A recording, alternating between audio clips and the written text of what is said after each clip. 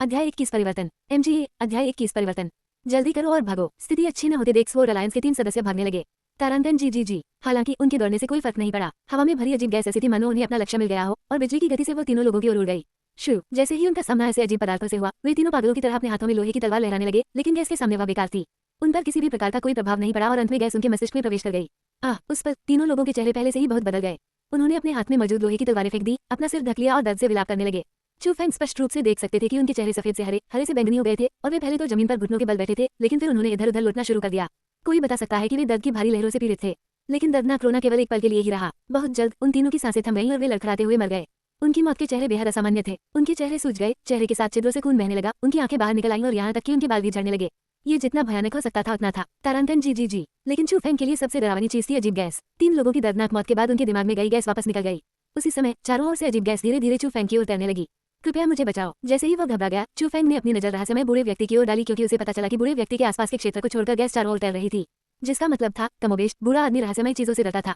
लेकिन न केवल चू फेंग की मदद की पुकार से बूढ़े व्यक्ति की सहानुभूति नहीं मिली, बल्कि इसने उसके चारों ओर अजीब गैस को भी उत्तेजित कर दिया और उसी क्षण उन्होंने बिजली की गति से चू फेंग पर हमला कर दिया।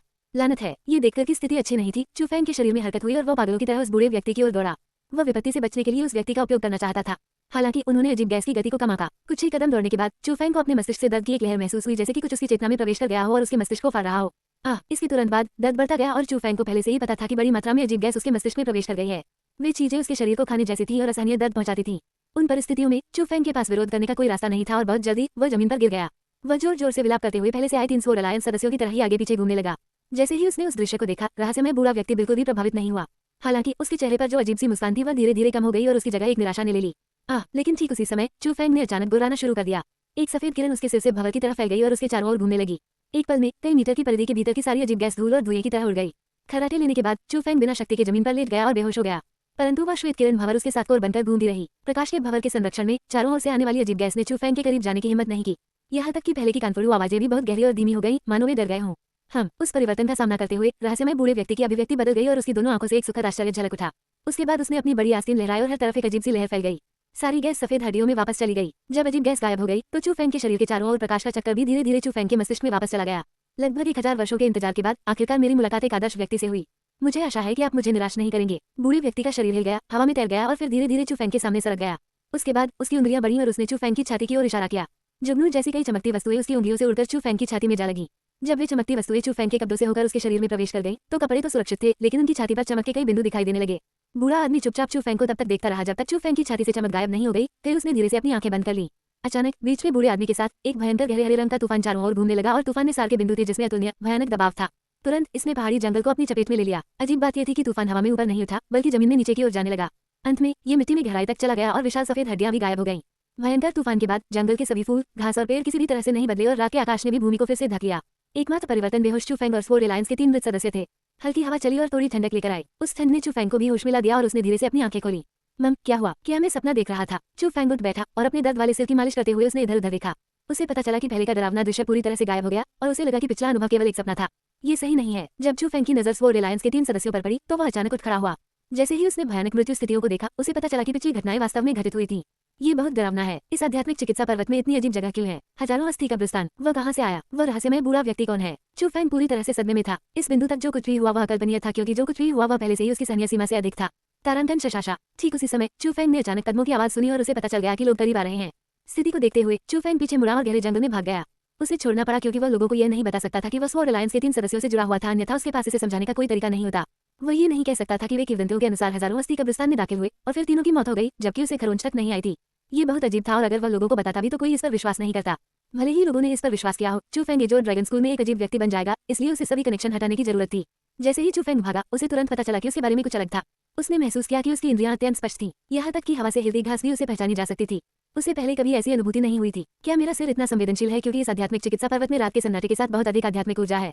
चू फेंग ने ये पता लगाने की कोशिश की कि उसकी समझ बेहतर क्यों है, लेकिन उसने अचानक अपने कदम रोक लिए। तुरंत उसकी दोनों आंखें चमक उठी और उसके चेहरे पर एक आश्चर्यचकित भाव उभर आया। उसे एक अजीब सी ऊर्जा हिलती हुई महसूस हुई और यद्यपि वो अभी भी काफी दूर थी, वो पुष्टि कर सकता था कि यह एक स्काई स्पिरिट ग्रास थी। अध्याय 22 लड़की और राक्षस के बीच महान युद्ध। MGA अध्याय 22 लड़की और राक्षस के बीच महान लड़ाई। मैं ये कल्पना नहीं कर रहा हूँ। चू फेंग यह महसूस करके हैरान रह गए कि आध्यात्मिक घास कहाँ स्थित थी और निश्चित रूप से चू फेंग को पता था कि इसका क्या मतलब था। यदि वह भावना वास्तविक थी तो इसका मतलब था कि आध्यात्मिक चिकित्सा पर्वत में वह पानी में मछली की तरह था। तारांकन वाह। उस बिंदु तक सोचते हुए चू फेंग ने संकोच नहीं किया और उस दिशा की ओर चल दिया जहाँ से उसे कुछ महसूस हुआ था। वह इसकी पूरी जांच करना चाहते थे। जैसे जैसे वो करीब आता गया चू फेंग और अधिक खुश हो गया क्योंकि उसके मस्तिष्क में स्काई स्पिरिट ग्रास की हरकतें मजबूत और मजबूत होती जा रही थी, जिसका कमोबेश मतलब ये था कि उसकी भावना कोई भ्रम नहीं थी। जब चू फेंग दूसरी झाड़ी के पास से गुजरा तो उसने अपने सामने एक लाल पौधा देखा। ये स्काई स्पिरिट ग्रास था। Sky spirit grass ground spirit grass से काफी बेहतर था। लाल शाखाओं और तने से लाल चमक निकल रही थी और ऐसा लग रहा था मानो आग लगी हो। रात के समय यह विशेष रूप से सुंदर लग रहा था। छोटी सी बात, पूरे दिन मेरे साथ खेलने के बाद मैं देखूंगा कि क्या तुम इस बार मुझसे बच सकते हो। जैसे ही उसने स्काई स्पिरिट ग्रास को देखा चू फेंग नहीं रुका और तुरंत आगे बढ़ गया। उन्होंने अपनी आध्यात्मिक ऊर्जा को अपने पैरों के तलवों पर केंद्रित किया और उनकी गति एक पल में दोगुनी हो गई। पलक झपकते ही वो स्काई स्पिरिट ग्रास के सामने पहुंच गया। लेकिन चू फेंग के हाथ बढ़ाने से पहले ही वो स्काई स्पिरिट ग्रास गायब हो गया और दिखाई नहीं दिया। आप दौड़ना चाहते हैं, लेकिन क्या आप दौड़ सकते हैं? ये देखकर कि स्काई स्पिरिट ग्रास अदृश्य होकर भागना चाहता था, चू फेंग ने अपने मुंह के कोने पर एक ठंडी मुस्कान बनाई। वो आगे बढ़ा, अपने सामने हवा पकड़ ली और फिर उसे एक तेज चीख सुनाई दी। चू फेंग के हाथों में एक स्काई स्पिरिट ग्रास पकड़ा गया था। जब स्काई स्पिरिट ग्रास को चू फेंग ने पकड़ा तो उसने तुरंत अपनी अदृश्यता को दी और पागलों की तरह संघर्ष करना शुरू कर दिया। इसकी शक्ति ग्राउंड स्पिरिट ग्रास से कई गुना अधिक मजबूत थी, लेकिन चू फेंग के हाथों में होने के कारण ये बेकार थी। अंत में ये केवल आज्ञाकारी रूप से अपनी आध्यात्मिक प्रकृति को खो सकता है और चू फेंग की हथेली में रखी आधा इंची लाल रंग की आध्यात्मिक घास बन सकता है। ऐसा लगता है कि यह निश्चित रूप से कोई भ्रम नहीं है। चू फेंग ने स्काई स्पिरिट ग्रास को बैग में फेंक दिया और वह मनी मन बहुत खुश हुआ। हालांकि वह नहीं जानता था कि चू फेंग में विशेष भावना कहां से आई, वह इस पर दृढ़ता से भरोसा कर सकता था जब तक, लेकिन एक विचार के साथ चू फेंग के लिए ये सोचना मुश्किल नहीं था कि शक्ति कहां से आई। आखिरकार इसका गठन हजारों अस्थि कब्रिस्तान में प्रवेश करने के बाद हुआ था और अजीब गैस का लक्ष्य मस्तिष्क था, जिसका अर्थ ये था कि यह तर्कसंगत था। भले ही अजीब गैस का हमला था जिसने चू फेंग की इंद्रियों को मजबूत बना दिया था। हे एक और चीज ठीक मेरे दरवाजे पर गिरी। ठीक उसी वक्त उसकी आंखें एक बार फिर चमक उठी। एक और स्काई स्पिरिट ग्रास ने उसकी पहचान सीमा में प्रवेश किया। इतनी मजबूत पहचान शक्ति के तहत वस्तुतः कोई भी स्काई स्पिरिट ग्रास चू फेंग के हाथों से बच निकलने में सक्षम नहीं था। भागने का कोई भी तरीका व्यर्थ प्रयास था। चू फेंग को पूरी रात नींद नहीं आई और जब दिन हुआ तो उसने पहले ही दर्जनों स्काई स्पिरिट ग्रास पकड़ लिए। ऐसी फसल निश्चित रूप से लोगों को पागल कर देगी। अगर किसी को इसके बारे में पता चला तो चू फेंग को लूटना भी संभव था। आखिरकार आध्यात्मिक चिकित्सा पर्वत के भीतर शिशुओं के बीच लड़ाई और चोरी की संख्या कम नहीं थी। हालांकि चू फेंग की पहचान शक्ति केवल स्काई स्पिरिट ग्रास तक ही सीमित नहीं थी। यहाँ तक कि अगर कोई इंसान एक निश्चित सीमा में प्रवेश करता है तो चू फेंग द्वारा उसका पता लगा लिया जाएगा, इसलिए लगभग कोई भी चू फेंग के निशान नहीं ढूंढ पाएगा। एक और दिन बीत गया और जब रात आई चू फेंग का बैग लगभग पहले ही भरा हुआ था। इस बार चू फेंग ने शिकार करना जारी नहीं रखा और उसे स्काई स्पिरिट ग्रास को परिष्कृत करने के लिए एक छिपी हुई जगह मिल गई। चू फेंग की शोधन गति शीर्ष श्रेणी की थी और केवल 4 घंटों के बाद वह बैग जो स्काई स्पिरिट ग्रास से भरा था उसके द्वारा पूरी तरह से परिष्कृत किया गया था। इसके साथ ही उसका दांतियान भी और अधिक भर गया। इसने चू फेंग को खुश कर दिया और हालांकि स्काई स्पिरिट ग्रास की तुलना सेंट स्पिरिट ग्रास से नहीं की जा सकती थी, अगर उसके पास हर दिन परिष्कृत करने के लिए इतनी मात्रा होती तो वह 10 दिनों के भीतर सफलता प्राप्त कर सकता था। उस दिन के बाद से चू फेंग ने पूरा दिन स्पिरिचुअल मेडिसिन माउंटेन के मध्यवर्ती में बिताया और देर रात तक बिना किसी रोक टोक के स्काई स्पिरिट ग्रास का शिकार किया। उसने उन सभी स्काई स्पिरिट ग्रास को परिष्कृत किया जिनका उसने उस दिन शिकार किया था। फिर 4 घंटे आराम करने के बाद वह पागलपन से शिकार करना जारी रखा। यह इस तरह चक्रित हुआ और 9 दिनों के बाद जब चू फेंग ने आध्यात्मिक चिकित्सा पर्वत में प्रवेश किया तो उसने अपने डेंटिन में एक बड़ा बदलाव महसूस किया। 9 बिजली के जानवर एक बार फिर बदल गए और चू फेंग अंततः आत्मा क्षेत्र के चौथे स्तर को तोड़कर 5वें में पहुंच गया। इस शक्ति के साथ मुझे उन लोगों के खिलाफ लड़ने में सक्षम होना चाहिए जो आत्मा क्षेत्र के 6ठे स्तर पर हैं। कई बार बेहतर हो रही ताकत को महसूस करते हुए चू फेंग खुद अवाक रह गए। जिसके पास दिव्य बिजली थी उसके पास वास्तव में वह शक्ति थी जो दूसरों की तुलना में कहीं अधिक मजबूत थी, खासतौर पर उनकी थरी थंडर स्टाइल्स। यदि वह इसका उपयोग करता तो आत्मा क्षेत्र के 6ठे स्तर के विशेषज्ञ भी उसे हरा नहीं पाते। लेवल क्रॉसिंग लड़ाइयां पहले से ही सामान्य ज्ञान की अवहेलना कर रही थीं। हालांकि जिन प्रतिभाओं के पास अत्यधिक प्रतिभा थी वे ऐसा कर सकते थे, वे प्रतिभाशाली थे। यदि वे चीजें किसी ऐसे व्यक्ति पर घटित होती जिसे लोग जानते हों तो हर कोई चौंक जाएगा। अपनी शक्ति बढ़ाने के बाद चू फेंग फिर से स्काई स्पिरिट ग्रास का शिकार करने चला गया। इस बार यह बहुत आसान था। केवल आधे दिन में ही उसने अपना बैग भर लिया। चूंकि राशन का बैग लगभग खाली था, वह बैग आध्यात्मिक चिकित्सा के भंडारण के लिए चू फेंग का उपकरण भी बन गया। हालांकि वर्तमान चू फेंग केवल स्काई स्पिरिट ग्रास के बारे में नहीं सोच रहे थे, वह इन सकल की ओर जाना चाहता था और वह सेंट स्पिरिट ग्रास की जांच करना चाहता था जिनके बारे में अफवाह थी कि वे रेंज 6 के भयंकर जानवर से कमजोर नहीं है। यह आभा, लेकिन लंबे समय तक आंतरिक चक्र में प्रवेश करने से पहले चू फेंग को 2 प्रकार की आभा महसूस हुई और वे दोनों बेहद मजबूत थीं। पहली आध्यात्मिक औषधियां थीं, सघन रूप से भरी हुई। बुरी आभा स्पष्ट रूप से सेंट स्पिरिट ग्रास से थी जिनकी आध्यात्मिक प्रकृति थी। उनमें से बहुत सारे थे, लगभग 100। दूसरी आभा मनुष्य की थी। ये भी बहुत बड़ा था, इसलिए इसे आत्मा क्षेत्र के 7वें स्तर का विशेषज्ञ होना चाहिए। उस क्षण दोनों आभाएं एक साथ मिश्रित हो गईं। ये स्पष्ट था कि वह व्यक्ति सेंट स्पिरिट ग्रास के साथ एक महान युद्ध कर रहा था, लेकिन उस व्यक्ति की आभा स्थिर नहीं थी, इसलिए वे किसी जाल में फंस गए होंगे। किसने अकेले इतने सारे सेंट स्पिरिट ग्रास को चुनौती देने की हिम्मत की? उत्सुकता के साथ चू फेंग ने परिणाम देखने का फैसला किया। जब उसने पेड़ों की परतों पर छलांग लगाई तो दूर का दृश्य देखकर वह दंग रह गया। बैंगनी रंग के कांटों से भरे 3 मीटर ऊंचे विशाल पौधे का मुंह खुला था जो दांतों से भरा हुआ था। इसके शरीर से दमनकारी आभा निकल रही थी और यह सेंट स्पिरिट ग्रास जैसा भी नहीं लग रहा था। यह एक राक्षस की तरह लग रहा था। हालांकि डरावनी सेंट स्पिरिट ग्रास के बजाय चू फेंग की नजर खूबसूरत आकृति पर केंद्रित थी, क्योंकि वह आकृति न केवल लगभग 100 सेंट स्पिरिट ग्रास के निर्माण से गुजरी थी, यह एक सुंदरता थी जो उसके नाम से मेल खाती थी। वह सुंदर लंबे बाल, वह नाजुक चेहरा, वह बर्फ सफेद त्वचा, वह आंखें जो खतरे के सामने भयभीत नहीं थी और इसके बजाय अडिग थी, चू फेंग को गहराई से आकर्षित करती थी। वह लड़की निस्संदेह सबसे सुंदर व्यक्ति थी जिसे चू फेंग ने कभी देखा था, लेकिन चू फेंग के उसकी ओर आकर्षित होने का कारण केवल उसकी शक्ल नहीं थी, ये वह शक्ति भी थी जो इस उम्र में उसके पास थी। नीचे सावधान रहें। अचानक चू फेंग जोर से चिल्लाया क्योंकि उसे लगा कि लड़की के पैरों के नीचे एक सेंट स्पिरिट ग्रास छिपा हुआ है। क्या? लड़की ने चू फेंग पर ध्यान भी नहीं दिया, इसलिए ऐसी अप्रत्याशित चीख सुनने के बाद वह आश्चर्यचकित रह गई। उसने अवचेतन रूप से अपने दोनों पैरों से जमीन को थपथपाया और हवा में छलांग लगा दी। जैसे ही वह जमीन से बाहर निकली, एक विशाल सेंट स्पिरिट ग्रास अपने नुकीले दांतों और पंजों के साथ जमीन से बाहर निकल आई। उस अप्रत्याशित घटना ने उस लड़की के मन में भय पैदा कर दिया। यदि उस आवाज की याद न दिलाई गई होती तो उसे निश्चित रूप से एक बड़ी कीमत चुकानी पड़ती। अपने दिल में कृतज्ञता के साथ उसने चू फेंग की ओर अपनी निगाहें डाली। लेकिन जब उसने चू फेंग को देखा तो उसका नाजुक चेहरा तुरंत ठिठक गया और उसने झटके से कहा, ये तुम हो। अध्याय 23 10,000 में एक नहीं। MGA अध्याय 23 10,000 में एक नहीं। तुम मुझे जानते हो। चू फेंग ने उस खूबसूरत लड़की का ध्यानपूर्वक मूल्यांकन किया और 3 बार ऊपर से नीचे देखने के बाद उसे पता चला कि लड़की न केवल सुंदर थी बल्कि वह बहुत छोटी भी थी, जाहिर तौर पर उससे उम्र में भी छोटी थी। साथ ही लड़की के सीने पर एक बैज लगा हुआ था जिससे पता चल रहा था कि वह विंग्स अलायंस की सदस्य है। हालांकि उस लड़की ने चू फेंग को चौंका दिया, लेकिन उसने वास्तव में लड़की को नहीं पहचाना। तुम्हें कौन जानता है, जल्दी करो और चले जाओ, ये वह जगह नहीं है जहाँ तुम आ सकते हो। लड़की ने चू फेंग की ओर देखा, फिर खुद को सेंट स्पिरिट ग्रास के खिलाफ बड़ी लड़ाई में झोंकना जारी रखा और ऐसा लगा कि वह चू फेंग पर बेहद नाराज थी। हालांकि चू फेंग को नहीं पता था कि लड़की इतनी गुस्से में क्यों थी। चू फेंग को पहले से ही पता था कि लड़की सेंट स्पिरिट ग्रास से गिरी हुई थी। वह भागना चाहती थी, लेकिन उसके पास वह मौका नहीं था। अगर ऐसा ही चलता रहा तो लड़की अपनी शारीरिक ताकत के कारण आगे नहीं बढ़ पाएगी और वहीं मर जाएगी। एक आदमी के रूप में चू फेंग इतनी खूबसूरत लड़की को उन राक्षसों द्वारा कैसे खाने दे सकता था। वह ऐसी किसी बात को नजरअंदाज नहीं कर सकता था। तो इसके बारे में सोचते समय चू फेंग बिना किसी हिचकिचाहट के कूद पड़े। लेकिन जैसे ही उसने प्रवेश किया उसे थोड़ा पछतावा हुआ। बड़ी संख्या में राक्षसों ने उसकी उपस्थिति को महसूस किया और सीधे उस पर हमला करना शुरू कर दिया। ऐसा लगता है कि मुझे बाहर जाना होगा। जीवन एक धागे से लटका हुआ था, इसलिए चू फेंग अब पीछे नहीं हटे। उसकी डंडियों में आध्यात्मिक ऊर्जा हिलने लगी और वह रगों में प्रवाहित होने लगी। उसके पैर की उंगलियों का ऊपरी हिस्सा जमीन को छू गया और एक झटके के साथ उसका पूरा शरीर बिजली की तरह हवा में उछल गया। जैसे ही वह उतर रहा था, चू फेंग अचानक घूमने लगा। एक बवंडर उठना शुरू हो गया और उसका पूरा शरीर एक मानव ब्लेड की तरह हो गया, जैसे उसने नीचे के सैकड़ों फूलों में जोरदार प्रहार किया हो। तारांतन धमाके। जैसे ही वह उतर रहा था, फूल बिखर गए। जैसे ही वह उतरा, जमीन के चारों ओर दरारों के साथ एक गहरा गड्ढा बन गया। एक सेंट स्पिरिट ग्रास को चू फेंग ने घटनास्थल पर ही मार डाला और उसकी उंगली जितनी बड़ी हो गई। उन्होंने थ्री थंडर स्टाइल्स की पहली 2 शैलियां प्रदर्शित की, फिर भी उन्होंने केवल एक सेंट स्पिरिट ग्रास को मारा। चू फेंग के लिए यह अप्रत्याशित था। आखिरकार यह उनका सबसे मजबूत तुरुप का एकता था। उसने सोचा कि उन हमलों से आसमान भयभीत हो जाएगा और जमीन सिसक उठेगी और बड़ी संख्या में सेंट स्पिरिट ग्रास उसके पैरों के नीचे मर जाएंगे। लेकिन उसकी नजरों में परिणाम उसकी कल्पना से बहुत ज्यादा भिन्न था। हालांकि चू फेंग ने इसके बारे में ज्यादा नहीं सोचा। लगभग उसी समय जब वह उतरा, वह अचानक फिर से उछल पड़ा क्योंकि उसे लगा कि कम से कम 3 सेंट स्पिरिट ग्रास थे जिन्होंने पीछे से हमला किया था। क्या तुम मरना चाहते हो? सेंट स्पिरिट ग्रास के हमले के तरीके में बदलाव और पास से रोने की आवाज को महसूस करते हुए लड़की को पता चला कि चू फेंग कूद गया है। लेकिन जब उसने चू फेंग की दिशा की ओर अपनी नजर डाली तो वो आश्चर्यचकित होने से खुद को नहीं रोक सकी। इससे कोई फर्क नहीं पड़ता कि उसने क्या सोचा था। उसने कभी अनुमान नहीं लगाया होगा कि चू फेंग सेंट स्पिरिट ग्रास की सेना के भीतर अपनी इच्छानुसार और जा सकता है, जिससे वह भी डरती थी। सेंट स्पिरिट ग्रास के हमलों को देखे बिना भी वह अभी भी सटीक रूप से चकमा दे सकता था और हमला कर सकता था। हालांकि वह चू फेंग द्वारा उपयोग किए गए कौशल को नहीं पहचानती थी, फिर भी वह शक्ति से बता सकती थी कि यह कम से कम रैंक 4 का कौशल था। ये लड़का, उसने अभी आत्मा क्षेत्र के 5वें स्तर में प्रवेश किया है और वह पहले से ही रैंक 4 कौशल का उपयोग कर सकता है। लड़की चू फेंग के प्रदर्शन की ओर बहुत आकर्षित हुई। बाईं ओर सावधान। जैसे ही लड़की अचंभे में थी, चू फेंग अचानक चिल्लाया। ये सुनकर लड़की अचानक घबरा गई और उसने तेजी से अपना शरीर घुमाया। उसने एक हथेली से अपनी बाईं हथेली पकड़ी और कटीली बेल को पकड़ लिया। लताओं को पकड़ने के बाद लड़की ने अपनी मुट्ठी बंद कर ली और लताओं को टुकड़ों में तोड़ दिया। एक और हथेली ब्लेड की तरह बाहर निकली और ठंडी चमक के साथ उसने सेंट स्पिरिट ग्रास को 2 टुकड़ों में काट दिया। ये हथेली की तरह भी नहीं था, ये लोहे के ब्लेड जैसा था। सेंट स्पिरिट ग्रास को सटीकता से काटने के बाद लड़की और भी हैरान रह गई। चू फेंग स्पष्ट रूप से अपनी पीठ के साथ उसका सामना कर रहा था, तो वो कैसे देख सकता था कि उसके बाईं ओर एक सेंट स्पिरिट ग्रास हमला कर रहा था। जब तक तारांतन वाह। ठीक उसी समय चू फेंग बिजली की तरह लड़की के बगल में चमका। उस वक्त वो पसीने से लथपथ थे और उनके कपड़ों पर खून के धब्बे भी दिखाई दे रहे थे। सेंट स्पिरिट ग्रास बहुत मजबूत थे और उनकी संख्या बहुत अधिक थी। हालांकि चू फेंग के पास मजबूत पहचान शक्ति और उनकी अतुलनीय रूप से मजबूत थ्री थंडर शैलियां थी, लेकिन वह जो आत्मा क्षेत्र के 5वें स्तर पर था, उनके प्रति थोड़ा कमजोर था। ओए, यदि तुम जीवित बाहर निकलना चाहते हो तो मेरे निर्देश सुनो। चू फेंग ने लड़की से कहा, आप चाहते हैं कि मैं आपकी बात सुनूं? आपके सपनों में लड़की बेहद नाराज थी। कहो, क्या तुम्हें कुछ समझ आ रहा है? मैं तुम्हें बचाने के लिए यहाँ आया था और तुम मेरे साथ इस तरह व्यवहार करते हो। इसके अलावा क्या आपने ध्यान नहीं दिया कि ये सेंट स्पिरिट ग्रास थोड़े अजीब हैं? वे आंख बंद करके हमला नहीं करते हैं और उनका एक सख्त समन्वय है। यदि आप उनके साथ आगे बढ़ने जा रहे हैं तो आप केवल थक जाएंगे। बकवास, ये स्पष्ट है। मैं ये पहले से ही जानता था। हालांकि उसने सही तौर पर ऐसा कहा था, लेकिन अपने दिल में वह बस यही समझती थी। यदि ये चू फेंग की याद दिलाने के लिए नहीं होता तो वो वास्तव में उस पर ध्यान नहीं देती। उसकी ताकत से सेंट स्पिरिट ग्रास को मारना कठिन नहीं था, लेकिन ये स्पष्ट था कि वह सेंट स्पिरिट ग्रास की इस भीड़ के सामने असहाय थी। सीधे टकराव की संभावना बहुत कम थी और उसे हमेशा उनके हमलों से बचने की जरूरत थी।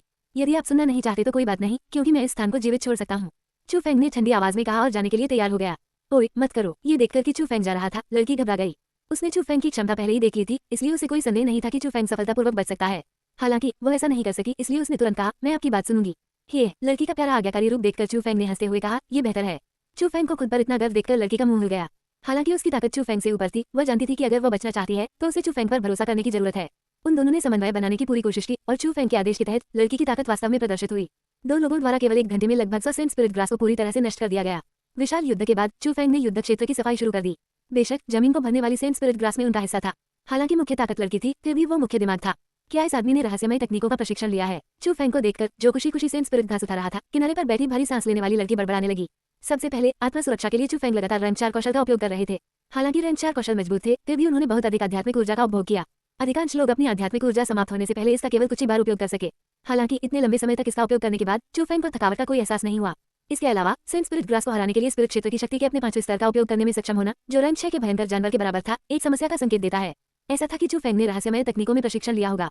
रहस्यमय तकनीकें। वे रहस्यमय तकनीकें थीं। कृषक अधिक आध्यात्मिक ऊर्जा एकत्र करने, आध्यात्मिक चिकित्सा को तेजी से परिष्कृत करने में सक्षम थे, जिससे डेंटियन में आध्यात्मिक ऊर्जा अधिक समृद्ध हो गई और युद्धक क्षमताएं सामान्य लोगों की तुलना में कई गुना अधिक मजबूत हो गईं। लेकिन बहुत कम रहस्यमय तकनीकें थीं और यहाँ तक कि ये जो ड्रैगन स्कूल में भी केवल कुछ थीं। वे केवल मुख्य शिष्यों को साधना के लिए प्रदान किए गए थे और आंतरिक दरबारी शिष्यों के पास उन्हें छूने का भी कोई रास्ता नहीं था। चू फेंग बहुमूल्य रहस्यमय तकनीकों में विकसित होने में सक्षम होने के कारण स्वाभाविक रूप से लड़की चू फेंग को एक अलग नजरिए से देखने लगी। हालांकि वो ये नहीं जानती थी कि चू फेंग की आध्यात्मिक ऊर्जा इतनी मजबूत क्यों थी। इसका कारण कोई रहस्यमय तकनीक नहीं थी, यह उसके डेंटियन में दिव्य बिजली के कारण था। ऐसा लगता है कि न केवल आपकी आध्यात्मिक शक्ति प्रभावशाली है, बल्कि आपके पास प्रचुर मात्रा में आध्यात्मिक ऊर्जा भी है। लड़की खड़ी हुई और अपने दोनों हाथ अपनी पीठ के पीछे रखकर चू फेंग के पास चली गई। कौन सी आत्मा शक्ति? चू फेंग ने शून्यता से देखा। अभी भी गूंगा खेल रहा है। यदि आपके पास आध्यात्मिक शक्ति नहीं है तो आप सेंट स्पिरिट ग्रास के हमले को स्पष्ट रूप से कैसे देख सकते हैं? लड़की ने चुपचाप पीछे मुड़कर चू फेंग की ओर देखा। आप मेरी पहचान शक्ति के बारे में बात कर रहे हैं? चू फेंग चौंक गया क्योंकि वह जानता था कि लड़की का क्या मतलब है। पता लगाने की शक्ति। हे भगवान, आपने आध्यात्मिक शक्ति को पहचान करने की शक्ति कहा है। आप वास्तव में एक मूर्ख हैं। चू फेंग के प्रति लड़की की निगाहें और अधिक तिरस्कारपूर्ण हो गईं। यह न जानना सामान्य बात है। क्या आप जानते हैं कि जब आप पैदा हुए थे तो आप पुरुष थे या महिला? चू फेंग ने ठंडी सांस ली और अपने चारों ओर सेंट स्पिरिट घास को उठाना जारी रखा। ओह, आपका स्वभाव बहुत छोटा है। लड़की मधुरता से मुस्कुराई, उसे पकड़ लिया और हंसते हुए बोली, क्या आप जानते हैं कि 10,000 में से एक भी व्यक्ति के पास यह आध्यात्मिक शक्ति नहीं है? अध्याय 24। क्या तुम मुझसे विवाह करने का साहस करते हो? MG, अध्याय 24। क्या तुम मुझसे शादी करने की हिम्मत करते हो? ऐसा लगता है कि आप वास्तव में इस आध्यात्मिक शक्ति को समझते हैं। चू फेंग का दिल कड़ा हो गया। उसने अभी अभी तथाकथित आध्यात्मिक शक्ति का उपयोग करना शुरू किया था, इसलिए वह इसे बहुत अधिक नहीं समझता था। लेकिन वह ये भी जानता था कि यह संभवतः सच था जब लड़की ने कहा कि 10,000 में से एक भी नहीं था जिसके पास आत्मा की शक्ति थी। ये बिल्कुल स्पष्ट था कि इस अत्यंत प्रतिभाशाली लड़की में यह नहीं था। इसके अलावा उसके प्रति उसका व्यवहार 180 डिग्री का हो गया, जिससे पता चला कि यह आध्यात्मिक शक्ति काफी प्रभावशाली चीज थी जो आम लोगों के पास नहीं थी। लेकिन निश्चित रूप से आध्यात्मिक शक्ति स्वर्ग का अनुग्रह है। ये प्रकृति द्वारा लाई जाती है और खेती द्वारा अप्राप्य है। जिनके पास आध्यात्मिक शक्ति है उन्हें पुरुषों के भीतर एक ड्रैगन कहा जा सकता है। न केवल उनकी खेती की प्रतिभा बेहद मजबूत होगी, उनका अवलोकन बेजोड़ होगा। कोई आश्चर्य नहीं कि मेरी बड़ी बहन ने आपको देखा और हमारे विंग्स एलायंस से आपको आमंत्रित करने के लिए कहा। तुम्हारी बड़ी बहन? मैं आत्मा परिचय के बारे में भूल गया। मुझे सू मेई कहा जाता है। मैं 14 साल की हूँ और आप निश्चित रूप से मेरी बड़ी बहन को जानते हैं। उसे सू राव कहा जाता है। आप बड़ी सू राव की बहन हैं। चू फेंग को इसकी उम्मीद नहीं थी। उसके सामने वाली लड़की शुद्ध और प्यारी थी, लेकिन वह सू राव बेहद आकर्षक थी। हालांकि वे दोनों बहुत खूबसूरत महिलाएं थीं, लेकिन उनमें कोई समानता नहीं थी। लेकिन कुछ और बारीकी से देखने के बाद चू फेंग को पता चला कि उसके सामने वाली लड़की कुछ सू राव जैसी दिखती थी। लड़की अभी थोड़ी छोटी थी, लेकिन कुछ ही वर्षों में वह निश्चित रूप से एक अद्भुत सुंदरता बन जाएगी। चू फेंग को आश्चर्य की बात यह थी कि वो किसी भी तरह से सू राव से संबंधित नहीं था, तो सू राव ने बिना किसी कारण के उसे विंग्स एलायंस में खींचने की कोशिश क्यों की? क्या ऐसा था कि परीक्षा के दिन ही उसकी ताकत उजागर हो गई थी? कुछ और सावधानी बरतने के बाद ये संभावना थी। आखिरकार सू राव की ताकत बेहद गहरी थी और भूमिगत महल में तंत्र की परतें थीं। हो सकता है कि वह शिष्यों को धोखा देने में सक्षम हो, लेकिन बड़ों को धोखा देने में वास्तव में काफी कठिनाई होगी। क्या यह इतना आश्चर्यजनक है? लेकिन वास्तव में इसमें आश्चर्यजनक कुछ भी नहीं है। मेरी बहन ने देखा कि आप एक प्रतिभाशाली व्यक्ति थे, इसलिए वह आपको थोड़ा विकसित करना चाहती थी। मेरी टिप्पणियों से आपके पास विंग्स एलायंस में शामिल होने की योग्यताएं हैं। विंग्स एलायंस के सदस्यों में से एक के रूप में मैं आपको आधिकारिक तौर पर इसमें शामिल होने के लिए आमंत्रित करता हूँ। उस बिंदु पर बोलते हुए सू मेई ने अपनी आंखें मूंद ली और चू फेंग को एक अतुलनीय मधुर, स्वच्छ, शुद्ध मुस्कान दी। सबसे पहले सू मेई ने चू फेंग को बेहद नापसंद किया और इसका कारण स्पष्ट था क्योंकि चू फेंग ने विंग्स एलायंस के निमंत्रण को अस्वीकार कर दिया था। चू फेंग इतिहास में विंग्स एलायंस के निमंत्रण को अस्वीकार करने वाले पहले व्यक्ति थे। लेकिन ये जानते हुए कि चू फेंग के पास अत्यंत दुर्लभ आध्यात्मिक शक्ति थी, वह ये भी जानती थी कि जिस स्थान पर सू राव की नजर थी वह स्वाभाविक रूप से आत्मा शक्ति थी। जहां तक वह जानती थी, पूरे बाहरी आंगन में एक भी व्यक्ति के पास आत्मा की शक्ति नहीं थी और यह एक किंवदंती की तरह था। संक्षेप में, जिस किसी भी व्यक्ति के पास आध्यात्मिक शक्ति होगी उसे भविष्य में असीमित उपलब्धियां मिलेंगी और उसका एक अत्यंत मजबूत व्यक्ति बनना होगा।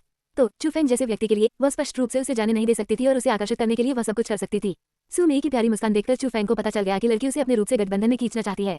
ऐसी सुंदरता के सामने चू फेंग का दिल न हिलना संभव था, इसलिए वह पहले तो मुस्कुराई, लेकिन फिर दृढ़ता से कहा, मैं इनकार करता हूँ। कमीने। चू फेंग की बातें सुनकर सू मेई इतनी क्रोधित हुई कि वह उछल पड़ी। पिछली सज्जनता तुरंत गायब हो गई और उसने चू फेंग की ओर इशारा करते हुए गुस्से में अपने दांत काट लिए और कहा, चू फेंग, आपको क्या लगता है कि आप कौन हैं? कितने लोग विंग्स एलायंस में शामिल होना चाहते हैं, फिर भी हमने उन्हें मना कर दिया है। आज मैं व्यक्तिगत रूप से आपको आमंत्रित करता हूँ, फिर भी आपने मना कर दिया। क्या आपके दिमाग में कोई दरवाजा बंधा हुआ है? तो क्या हुआ यदि आपके पास आध्यात्मिक शक्ति है? अंत में आप आत्मा क्षेत्र के 5वें स्तर पर हैं। इसकी तुलना विंग्स एलायंस के लोगों से भी नहीं की जा सकती। सू मेई के भयंकर शाप का सामना करते हुए चू फेंग न तो उत्तेजित हुए और न ही क्रोधित हुए और उसे पूरी तरह से नजरअंदाज कर दिया। उसने फर्श पर पड़ी सेंट स्पिरिट घास को चुनना जारी रखा और जो वो उठा सकता था उसने उठा लिया। अचानक उसकी नजर शून्य हो गई। उसने आश्चर्य से देखा कि थोड़ी ही दूरी पर एक बैंगनी रंग का मोती दिखाई दिया। वह मोती मोती के समान आकार का था, लेकिन उसमें अत्यंत प्रबल आध्यात्मिक ऊर्जा थी। यह क्या है? चू फेंग ने मन का उठाया और ध्यान से उसका मूल्यांकन किया। वाह, क्या यह एक आध्यात्मिक मन का है। उस बैंगनी चमकदार मोती को देखकर सू मेई जल्दी से भागी और उसकी आंखें चमक उठी। आप इस चीज को पहचानते हैं? चू फेंग ने उत्सुकता से पूछा। बेशक मैं करता हूँ। ये सर्वोच्च गुणवत्ता वाली आध्यात्मिक औषधि है, आध्यात्मिक मन का। कई सौ सेंट स्पिरिट ग्रास से केवल एक ही आध्यात्मिक मन का बनेगा। आप आध्यात्मिक मन का को परिष्कृत नहीं कर सकते हैं, लेकिन यदि आप इसे सीधे निगल लेते हैं तो यह आध्यात्मिक ऊर्जा में बदल जाएगा और डेंटियन द्वारा अवशोषित हो जाएगा। यही कारण है कि आध्यात्मिक मन का बेहद कीमती है। उनमें से एक की कीमत 100 टन सोने के बराबर है। मैं इस आध्यात्मिक मोती के लिए इतने दिनों से आध्यात्मिक औषधि पर्वत के अंदर एक घेरे में भटक रहा हूँ। मैंने कभी नहीं सोचा था कि जाने से पहले मुझे यह मिल जाएगा। मैं बहुत भाग्यशाली हूँ। सू मेई ने भावुक होकर कहा। तो यह चीज एक उच्च गुणवत्ता वाली आध्यात्मिक औषधि है जिसे परिष्कृत करने की आवश्यकता नहीं है। ये वास्तव में एक अच्छी चीज है। चू फेंग हंसे और मोती को बैग में नहीं डाला, बल्कि उसने इसे अपनी जेब में रख लिया। आप इसे अपने तक ही रखना चाहते हैं? ये देखकर सू मेई गुस्से से चिल्लाए। बिल्कुल नहीं, थोड़ी देर में मैं तुम्हें कुछ और सेंट स्पिरिट ग्रास दूंगा।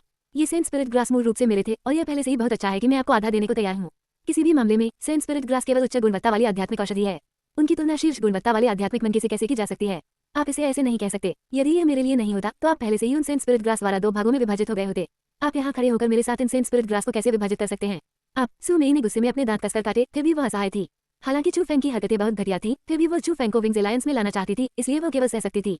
उसके बाद चू फेंग ने थोड़ी गिनती की और अपनी जेब में आध्यात्मिक मनके को छोड़कर उसने कुल 78 सेंट स्पिरिट ग्रास इकट्ठा किए। ये बिल्कुल अकल्पनीय संख्या थी। साथ ही इन सेंट स्पिरिट ग्रास में निहित आध्यात्मिक ऊर्जा बहुत समृद्ध थी। वे बहुत उच्च गुणवत्ता वाले थे और वे पहले चू फेंग द्वारा परिष्कृत किए गए की तुलना में बहुत बेहतर थे। चू फेंग ने केवल 30 रन बनाए और सु मेई के लिए 48 रन छोड़े। वह महसूस कर सकता था कि उसकी जेब में आध्यात्मिक ऊर्जा कम से कम 50 सेंट स्पिरिट ग्रास के बराबर थी। तो भले ही इसे इस तरह बांट दिया जाए, फिर भी उसे बहुत कुछ हासिल हुआ। लेकिन चू फेंग को उम्मीद नहीं थी कि सु मेई ने केवल 40 रन बनाए और इसके साथ ही चू फेंग ने 38 रन बनाए। सु मेई का मतलब बहुत स्पष्ट था। वह चू फेंग को 3-8 होने का कोस रही थी। TN 3-8 एक अपमान है। चू फेंग उसकी हरकतों को बचकाना ही कह सकते थे। शाप देने के लिए 8 सेंट स्पिरिट ग्रास देना वास्तव में कुछ ऐसा था जो एक बेकार व्यक्ति करेगा, क्योंकि 1 सेंट स्पिरिट ग्रास की कीमत 1 टन सोने के बराबर थी। 1 टन सोना 100 टन चांदी के बराबर था। यह एक सामान्य परिवार के लिए कपड़े या भोजन की चिंता के बिना अपना जीवन गुजारने के लिए पर्याप्त था। लड़की, तुम मेरा पीछा किस लिए कर रही हो? तुम्हें मुझसे प्यार तो नहीं हो गया? सेंट स्पिरिट ग्रास को विभाजित करने के बाद चू फेंग ने आध्यात्मिक चिकित्सा पर्वत छोड़ने का फैसला किया। 10 दिन पूरे हो चुके थे और आकाश में अंधेरा होने से पहले उन्हें अंतरिक्ष चक्र छोड़ने की जरूरत थी। लेकिन चू फेंग को उम्मीद नहीं थी कि सु मेई उसका पीछा करेगी। सच कहूं तो इतने खूबसूरत इंसान था, उसके साथ चलना बहुत ही संतोषजनक बात थी। लेकिन चलते चलते उनकी मुलाकात बहुत से लोगों से हुई। जब चू फेंग की ओर हर तरह की नफरत भरी निगाहें डाली गई तो उसे आसान महसूस नहीं हुआ। उसे लगा कि सु मेई जानबूझकर उसके प्रति नफरत आ रही है। मैं वास्तव में तुम्हारे प्यार में पड़ गया हूँ। क्या तुम मुझसे शादी करने की हिम्मत करते हो? लेकिन जब सु मेई ने हंसते हुए ये शब्द कहे तो चू फेंग तुरंत सदमे में आ गया। अध्याय 25 द फ्यूरियस सु मेई। MGA अध्याय 25 द फ्यूरियस सु मेई। चू फेंग ने कभी नहीं सोचा होगा कि छोटी लड़की इतनी पवित्र दिखती थी, फिर भी इतनी अनारक्षित थी। इससे कोई फर्क नहीं पड़ता कि आप क्या कहते हैं, वह अभी भी थोड़ी सुंदर थी, तो वह ऐसी बातें अचानक कैसे कह सकती थी? तुमसे शादी करो। मैं हिम्मत क्यों नहीं करूंगा? लेकिन चू फेंग पीछे नहीं हटे। उसने अपने कदम रोके, अपना हाथ अपनी ठुड्डी के नीचे रखा, अपनी आंखों से ऊपर से नीचे देखा और अपने सामने की सुंदरता का गंभीरता से मूल्यांकन किया। तभी उन्हें पता चला कि सु मेई की उम्र भले ही ज्यादा न हो, लेकिन उनका विकास काफी अच्छा था। इसने अपने अच्छे उभारों और सुंदर उभारों से लोगों को वास्तव में गर्म कर दिया। तुम शादी करने की हिम्मत करते हो, लेकिन मैं नहीं। बहुत गुंडे। चू फेंग की दुष्ट दृष्टि से देखे जाने पर सु मेई उस चेहरे के साथ नहीं रह सकी। आखिरकार उसे पता चला कि चू फेंग के साथ बेशर्मी से अभिनय करने में वह बहुत अनुभवहीन थी और चू फेंग के कुछ शब्दों से ही वह पूरी तरह से उन्मत्त हो गई। ओह, ये बहुत अच्छा है। यदि आप शादी नहीं करते हैं, आप वास्तव में मेरे प्रकार के नहीं हैं। चू फेंग मंद मंद मुस्कुराए, जैसे कोई बहुत बड़ा बोझ उतर गया हो और चलते रहे। तुम कमीने हो। सु मेई की क्रोधित आवाज उसके पीछे से आई। चू फेंग से बदला लेने के लिए सु मेई ने चाहे कुछ भी हो, चू फेंग को नहीं छोड़ा और वह उसके बगल में चिपकी रही। जैसे ही वे चले, चू फेंग ने बहुत सारी शत्रुता को आकर्षित किया। चू फेंग वास्तव में सु मेई के कार्यों के सामने असहाय था। शक्ति के विषय पर वह सु मेई से बहुत दूर था और भले ही वह सु मेई से अधिक मजबूत था, छोटी सुंदरता को दूर भगाने के लिए लड़ाई का उपयोग करने की कोई आवश्यकता नहीं थी। चूंकि वह असहाय था, चू फेंग इसके बजाय इसका थोड़ा आनंद ले सकता था। कभी कभार उसने सु मेई के रूप रंग की प्रशंसा की, कभी कभी उसने उसे थोड़ा उकसाया और इससे उसका गुस्सा वज्र की तरह भड़क उठा। उसने चू फेंग की बांह पकड़ ली और काट लिया। पागलों की तरह चू फेंग की पीठ पर हथौड़े से वार किया और पूरी सड़क पर चू फेंग काफी घायल हो गया। बहुत कम लोग थे जो सु मेई को पहचानते थे, लेकिन उनकी सुंदरता के कारण उन्हें आंतरिक दरबार में ऐशेक भी कहा जा सकता था। चू फेंग को सु मेई जैसी सुंदरता को धमकाते हुए देखकर अनगिनत युवा पुरुष आगे आए और न्याय के लिए लड़ने की कोशिश की और सुंदरता को बचाने वाले नायक को खींच लिया। लेकिन उन्हें जो मिला वह सु मेई का श्राप था और यहाँ तक कि 2 लोग ऐसे भी थे जिनकी सु मेई ने पसलियां तोड़ दी थी। जब उन्होंने सु मेई की छाती पर विंग्स अलायंस बैज देखा तो वे सभी केवल अपनी किस्मत को कोस सकते थे। वे दोनों चलते रहे और सभी पर्यवेक्षकों का ध्यान उन पर केंद्रित हो गया। ऐसे ही एक अजीब सा मंजर बन गया। जब वे आउटर सर्कल की ओर चले तो वहाँ बड़ी संख्या में लोग जमा थे और वे लोगों के ध्यान का केंद्र बिंदु बन गए। देखो, क्या वह चू फेंग नहीं है? लगता है उसके पीछे कोई व्यक्ति है ना? क्या वह सु मेई नहीं है? भीड़ में से 2 शव बाहर आए और ये ड्रैगन और टाइगर भाई थे। वे 2 लोग सु मेई से बहुत डरते थे, इसलिए वे घूमकर भाग जाना चाहते थे। वाइलोन बायू, इस कमीने को रोकने में मेरी मदद करो। लेकिन जब सु मेई ने उन्हें बुलाया तो उन्हें पता था कि वे बच नहीं सकते। भाई, हमें क्या करना चाहिए? चूंकि ऐसा है, हम केवल इसका अनुसरण कर सकते हैं और उस चू फेंग को थोड़ा कष्ट दे सकते हैं, अन्यथा सु मेई हमें माफ नहीं करेगी। उन दोनों ने एक दूसरे की आंखों में देखा और उन दिनों पहले के सु मेई के आदेशों को याद किया। वे अपने दांत पीसने और चू फेंग की दिशा की ओर छलांग लगाने से खुद को नहीं रोक सके, क्योंकि वे उसे रोकना चाहते थे। चू फेंग ने पहले से ही उन दोनों को देख लिया था और जब वे निर्दयी चेहरे के साथ उसकी ओर छलांग लगा रहे थे तो उसे पता चल गया कि वे उस पर हमला करने जा रहे थे। दरअसल भाई चू फेंग के सामने पहुंचे और चू फेंग के पेट और पैर पर निशाना साधते हुए एक मुक्का और एक लात मारी। वे दोनों आत्मा क्षेत्र के 6ठे स्तर पर थे और यद्यपि उन्होंने किसी भी मार्शल कौशल का उपयोग नहीं किया था, उनकी ताकत और गति शीर्ष श्रेणी की थी। यदि ये कई दिन पहले होता तो चू फेंग के पास उनके हमलों को झेलने का कोई रास्ता नहीं होता, लेकिन अभी कठिन नहीं था। खुश चू फेंग पीछे नहीं हटे और इसके बजाय वह आगे बढ़ गए। एक पैर जमीन को छूते ही उसका शरीर अचानक घूम गया और वह हवा की तरह 2 लोगों के बीच चला गया।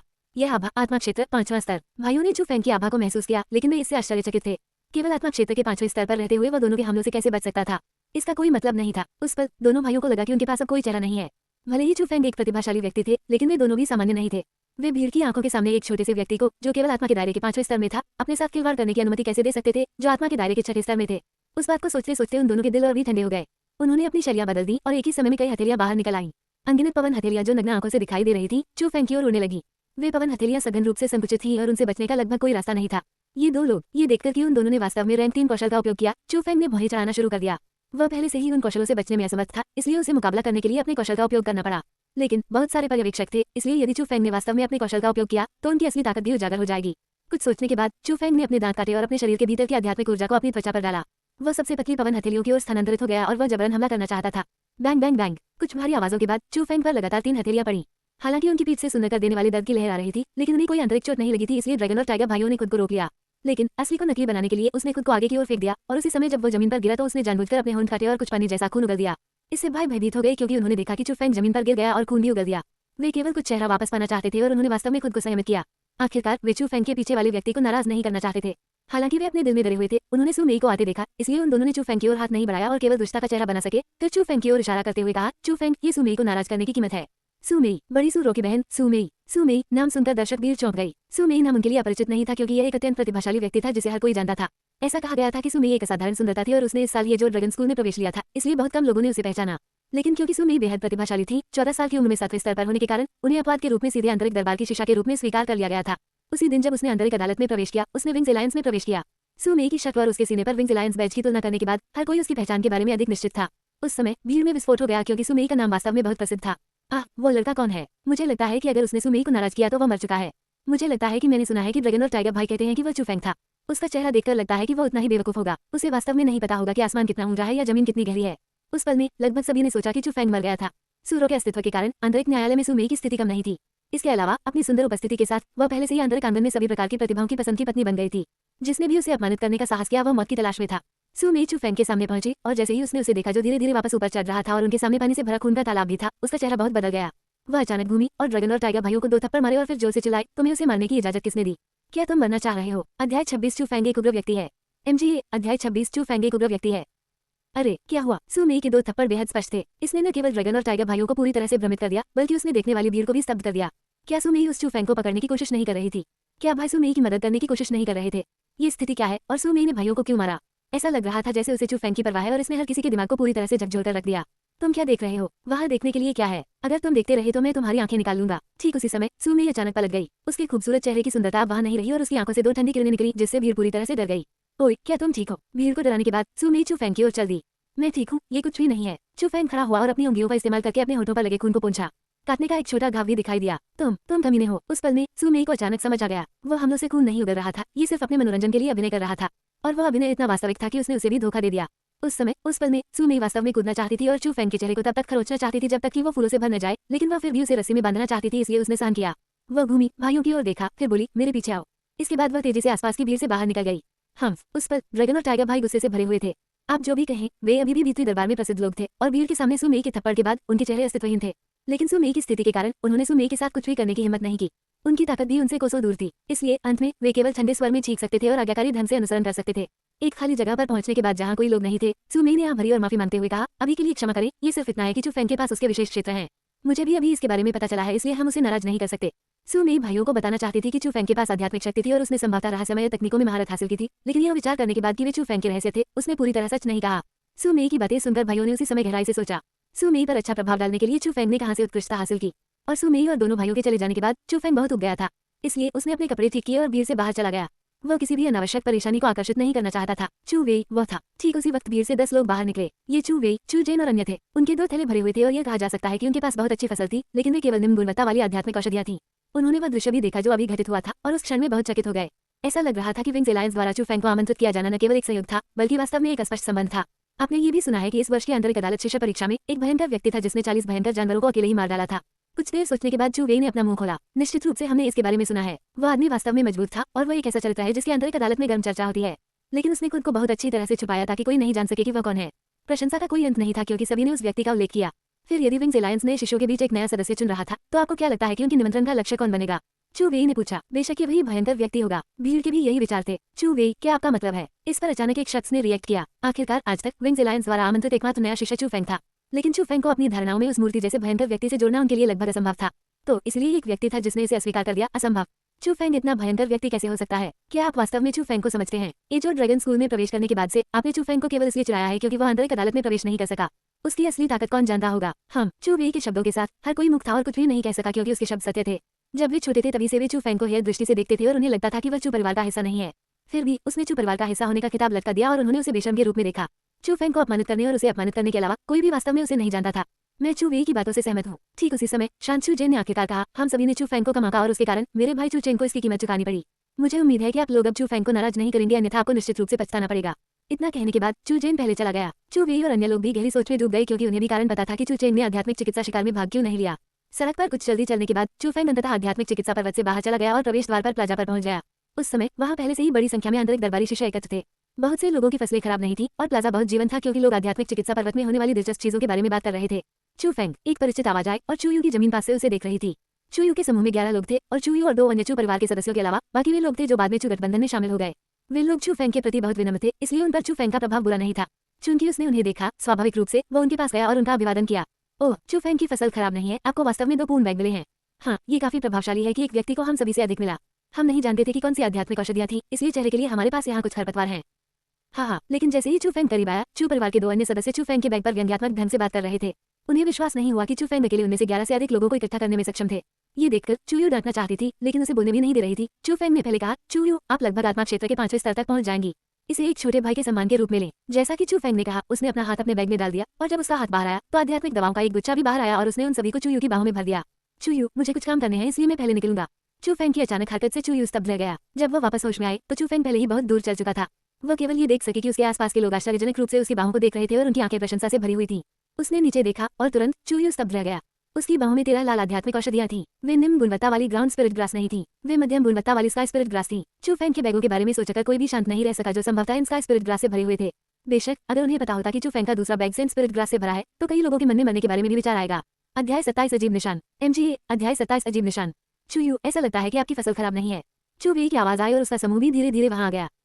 आप लोग गए और स्काई स्पिरिट ग्रास का शिकार किया और आपको बहुत सारे मिल भी गए। जब चू वेई और अन्य लोग आए और चू यू की बाहों में स्काई स्पिरिट ग्रास को देखा तो वे पूरी तरह से चौंक गए।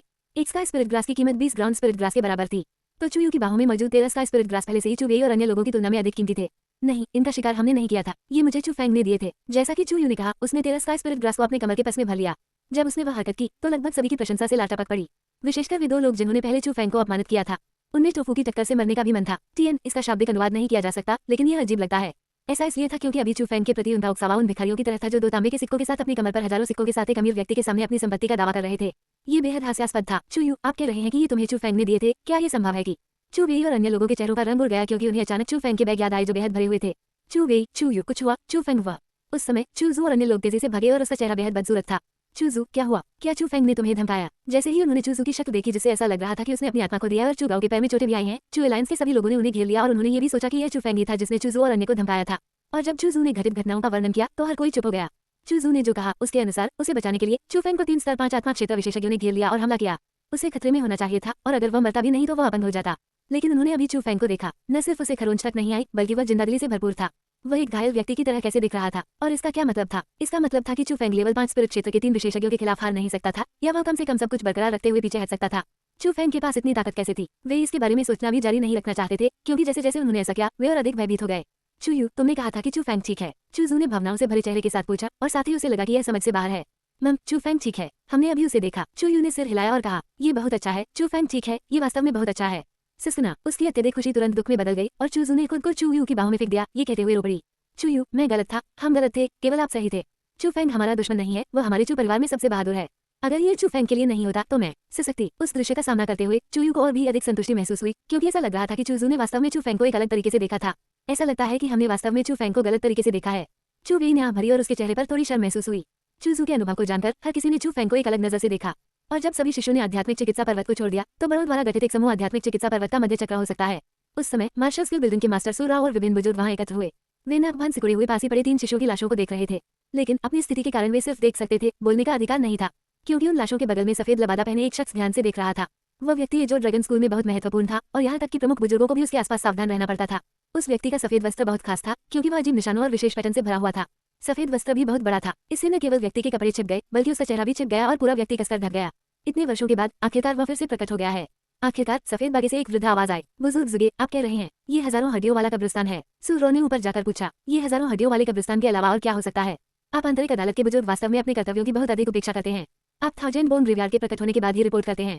क्या आप जानते हैं कि आप सभी ने बहुत सी चीजों में देरी की है? बस चावल की बाल्टियों का एक गुच्छा, आप सभी कचरा हैं, मुझे आपकी आवश्यकता ही क्यों है? सूरो के सवाल के बाद सफेद लबादे वाले बूढ़े आदमी की गुस्से भरी डांट सुनाई दी। उस शख्स का गुस्सा हर कोई महसूस कर सकता था। हम उस डांट के बाद बुजुर्ग ने अपनी बड़ी आस्तीन लहराई और अपना एक भी निशान छोड़े बिना गायब हो गया। उनके जाने के बाद सभी ने आराम किया और गहरी सांस छोड़ी। उस व्यक्ति के सामने वास्तव में उन्हें गहरी सांस लेने की भी हिम्मत नहीं हुई और किसी ने भी ऊपर जाकर ऐसा सवाल पूछने की हिम्मत नहीं की जैसा सूरो ने किया था। ये बूढ़ा आदमी, क्या वो कुछ ज्यादा ही ज्यादा नहीं है? ये हजारों हड्डियों वाला कब्रिस्तान पहले से ही एक भ्रम की तरह था और यहाँ तक कि उसके द्वारा स्थापित मंत्र भी इसका पता नहीं लगा सके। हमें कैसे पता चलेगा कि यह कब प्रकट होगा? सूरो ने नाराज होते हुए कहा। थोड़ा शांत रहें। हमारे जो ड्रैगन स्कूल के लिए इस व्यक्ति को पाना वास्तव में बहुत कठिन था।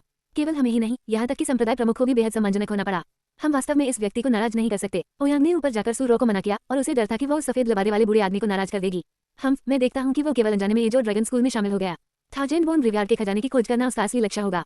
सूरो ने ठिठुरते हुए कहा और उसे स्वीकार नहीं किया। ऐसा कहा जाता है कि थाउजेंड बोन कब्रिस्तान में खजाना है, लेकिन ये केवल अफवाहें थी। आज जो भी इसमें प्रवेश करेगा वह मर जाएगा, इसलिए इसकी पुष्टि नहीं की जा सकती कि यह सच्चा या झूठ। थाउजेंड बोन कब्रिस्तान को पहले से ही एक खतरे के स्थान के रूप में देखा जाता है और हर किसी की भावनाएं इसके बारे में चिंतित हैं। यदि जुगे इस थाउजेंड बोन कब्रिस्तान को तोड़ सकता है तो क्या हुआ अगर खजाने उसे दे दिए जाएं? बस डर है कि वह इसके लिए तैयार नहीं है। सूरो ने अपने होठों को मोड़ लिया। लड़की, एक वाक्य कम बोलो। जिद्दी सूरो का सामना करते समय ओयांग स्पष्ट रूप से असहाय था। ये सही है, क्या विंग्स एलायंस ने उस लड़के को आमंत्रित किया था? उस लड़के से सचमुच मेरा सिर दुख गया। मैंने सुमी को ये कहते सुना कि उसने निमंत्रण अस्वीकार कर दिया। जैसे ही उन्होंने चू फेंग का जिक्र किया, सूरो ने आंख भरी। ओयांग थोड़ा विचलित हुआ, लेकिन फिर मुस्कुराया और कहा, ये लड़का काफी दिलचस्प है। चू फेंग अपने निवास पर लौट आए और सबसे पहले उन्होंने जो किया वह आराम से स्नान करना था। लेकिन जैसे ही उसने अपने कपड़े उतारे और रास्ते में प्रवेश करने से पहले ही चू फेंग का चेहरा बहुत बदल गया। ये है। अपनी छाती को देखते हुए चू फेंग की निगाहें चमक उठी और उनका चेहरा बेहद बदसूरत था, क्योंकि उनकी छाती पर एक अजीब सा पैटर्न दिखाई दिया। यह अजीब इसलिए था क्योंकि वे पैटर्न अनगिनत प्रतीकों से बनाए गए थे। हर प्रतीक ऐसे थे मानो जीवित हों। वे चू फेंग की खाल में घूम रहे थे और यह बेहद भयावह था।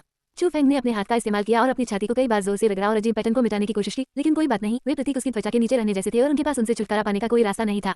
उन घने प्रतीकों को देखकर जो उसकी त्वचा में आगे पीछे तैर रहे थे, चू फेंग अतुलनीय रूप से उदास था, फिर भी वो कुछ नहीं कर सका। ऐसा लगता है जैसे मुझे हजारों अस्थि कब्रिस्तान के अभिशाप से छुटकारा नहीं मिला है। अचानक चू फेंग राहत में मुस्कुराया। वह जानता था कि यह वह स्मारिका थी जो थाउजेंड बोन ग्रेवयार्ड ने उसके लिए छोड़ी थी। इससे कोई फर्क नहीं पड़ता कि वह चीज अच्छी थी या बुरी, वर्तमान में वो किसी भी तरह से असहाय था, इसलिए वह इसे केवल भाग्य पर छोड़ सकता था। चूंकि वह इसके बारे में कुछ नहीं कर सका, चू फेंग ने अब और सोचने की जहमत नहीं उठाई। ये भी दिखावा कर सकते हैं कि कुछ नहीं हुआ, इसलिए वह स्नान में कूद गया और अपने वर्तमान जीवन का आनंद लिया। अध्याय 28 दृष्टिकोण में परिवर्तन। अध्याय 28 दृष्टिकोण में परिवर्तन। समय आगे बढ़ता गया और देखते ही देखते कई दिन बीत गए। उन कुछ दिनों में चू फेंग ने एक कदम भी बाहर नहीं रखा। थरी थंडर स्टाइल्स की तीसरी शैली का अध्ययन करने के अलावा वह आध्यात्मिक चिकित्सा को परिष्कृत कर रहे थे। कुछ ही दिनों में चू फेंग एक अमीर व्यक्ति से एक गरीब व्यक्ति बन गया जिसके पास कुछ भी नहीं था, लेकिन सौभाग्य से उसका डेंटियन काफी हद तक भर गया था और अपने अनुमानों के साथ वो एक के बाद एक आध्यात्मिक मंत्रा को पार कर सका। लेकिन स्पिरिचुअल मेडिसिन हर साल में केवल एक बार होता था और स्पिरिचुअल भी एक उच्च गुणवत्ता वाली आध्यात्मिक दवा थी। यदि वो सुमी पर भरोसा नहीं करता तो चू फेंग इस तरह का सौदा कैसे कर सकता था? इसलिए वह ये भी जानता था कि दोबारा सफलता हासिल करना आसान नहीं है। उसे इसका एहसास हुए बिना चू परिवार के एकत्र होने का दिन भी आ गया। उस दिन 3 परिचित लोग आए और मिलने आए। चू यू, चू जू, चू वेई। जब चू फेंग ने 3 लोगों को बाहर देखा तो वह थोड़ा घबरा गया। चू यू का यहाँ आना उतना अजीब नहीं था, लेकिन उसने कभी नहीं सोचा होगा कि चू जू और चू वेई भी आ सकते हैं। चू फेंग, सभा लगभग यही है, हमारे साथ आओ और हम एक साथ लौट सकते हैं। चू यू ने मुस्कुराते हुए कहा। ओह, चू फेंग ने थोड़ी झिझक के साथ चू वेई और चू जू की ओर देखा। चू फेंग, चलो एक साथ वापस चलते हैं, हर कोई आपका इंतजार कर रहा है। चू जू ने भी बात की और उसकी आंखों में ईमानदारी के अलावा गहरा अफसोस भी था। चू फेंग, हमने कुछ चीजों को गलत समझा होगा, लेकिन अंत में हम अभी भी परिवार हैं। मुझे आशा है कि आप अतीत को अपने दिल में नहीं रखेंगे। चू वेई भी हंस रहे थे और उनके स्वर में अपनी गलतियां स्वीकार करने के कुछ संकेत थे। चू फेंग ने कुछ देर सोचा, लेकिन फिर भी कहा, ये ठीक है। चू फेंग संकीर्ण सोच वाला व्यक्ति नहीं था, अन्यथा वह उस दिन चू जू को नहीं बचाता। किसी भी स्थिति में वह चू परिवार में लौटने की भी योजना बना रहा था, इसलिए रास्ते में चू यू के साथ बातचीत करने में सक्षम होना बुरा नहीं था। वे ये जो ड्रैगन स्कूल के गेट पर पहुंचे और वास्तव में चू परिवार के सदस्य वहां चू फेंग का इंतजार कर रहे थे। जैसे ही उन्होंने चू फेंग को देखा, उनकी निगाहों में पिछली दुश्मनी नहीं थी, बल्कि कुछ ज्यादा ही सम्मान था और सम्मान के अलावा कुछ शर्मिंदगी भी थी। हालांकि इसकी पुष्टि नहीं हुई थी, बहुत से लोग अपने दिलों में जानते थे कि चू फेंग संभवतः वह क्रूर व्यक्ति था जिसने 40 भयंकर जानवरों का वध किया था। उन्हें विंग्स एलायंस की मान्यता भी मिली, तो जब वे ऐसे थे तो वे चू फेंग को नाराज करने की हिम्मत कैसे कर सकते थे? चू फेंग ने अपने बदलाव के बारे में ज्यादा नहीं सोचा। आखिरकार चू फेंग के दिल में वो खुद को चू परिवार के सदस्य के रूप में देखता था। अपने परिवार के साथ मिलना स्वाभाविक रूप से एक ऐसी चीज थी जिसके लिए वह तरसता था, लेकिन वह ये भी जानता था कि ये उसकी ताकत थी जिसके कारण उनके रवैये में बदलाव आया। लेकिन इससे कोई फर्क क्यों पड़ा? आखिर दुनिया ऐसे ही है। भले ही ये परिवार था, वरिष्ठ और कनिष्ठ ताकत के आधार पर विभाजित थे। अजूर प्रांत के मध्य क्षेत्र में एक छोटा सा शहर था जो एक पहाड़ के खिलाफ बनाया गया था और इसे लीनिंग माउंटेन टाउन कहा जाता था। चू परिवार लीनिंग माउंटेन टाउन का अधिपति था, क्योंकि दर्जनों मील भूमि और संसाधनों की परिधि पर उनका नियंत्रण था। चू परिवार के भव्य द्वार उनकी आंखों के सामने थे। तेज घोड़े आए और कई प्रभावशाली युवा नर और मदाएं नीचे कूद पड़े। वे चू फेंग और अन्य जो ड्रैगन स्कूल से थे। देखो, चू परिवार के युवा स्वामी वापस आ गए हैं। बैंगनी रंग के वस्त्र, वे ये जो ड्रैगन स्कूल के आंतरिक दरबार के शिष्यों के प्रतीक हैं। प्रभावशाली, वे वास्तव में चू परिवार से हैं। ये सही है, मार्शल कल्टीवेशन की राह पर प्रतिभा सबसे महत्वपूर्ण चीज है। शहर के पूर्वी हिस्से के मालिक और यांग ने अपने पोते को ये जो ड्रैगन स्कूल में प्रवेश दिलाने के लिए अपनी सारी संपत्ति खर्च कर दी, लेकिन पूरे 10 वर्षों तक प्रवेश करने के बाद वह अपनी मार्शल कल्टीवेशन के लिए केवल प्रथम स्तर पर था।